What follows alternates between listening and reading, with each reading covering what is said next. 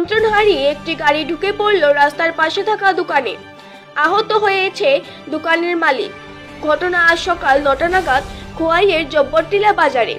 ঘটনার বিবরণে জানা যায়, চম্পা হাইওয়ের দিক থেকে একটি মারুতি গাড়ি দ্রুত গতিতে খোয়াইয়ের দিকে যাচ্ছিল।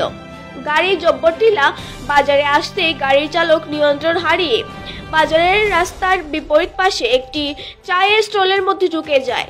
সেই সময় দোকানটি হুড়মুড়িয়ে ভেঙে পড়ে। স্থানীয় লোকজন দেখতে পেয়ে দোকানের ভেতরে থেকে আহত দোকানের মালিক কল্পনা দেবনাথ, বয়স 25, উনাকে উদ্ধার করে খোয়াই জেলা হাসপাতালে নিয়ে যায়। স্থানীয় সূত্রে জানা গেছে, গাড়ির চালক মদমত্ত অবস্থায় ছিল। অল্পেতেই রক্ষা পেল বাজারে থাকা অন্যান্য লোকজন। সকালবেলা হঠাৎ করে গাড়িটা এসে এদিকে দোকানের ভিতরে ডুবাই দিছে। গাড়িটা আহত হয়েছে। এখানে দোকানের যে মহিলা আসলো, যে দোকানদারি করতো, তাই নিয়ে আহত হয়েছে। আর বাকিরা আহত হয়েছে না। দোকানের ড্যামেজ হয়েছে অনেক। গাড়িটা কোন দিক থেকে আসলো? গাড়িটা চাম্পাওয়ার থেকে আইতে আসলো খোয়াইয়ের দিকে। Bureau report, Dharmanagar news online.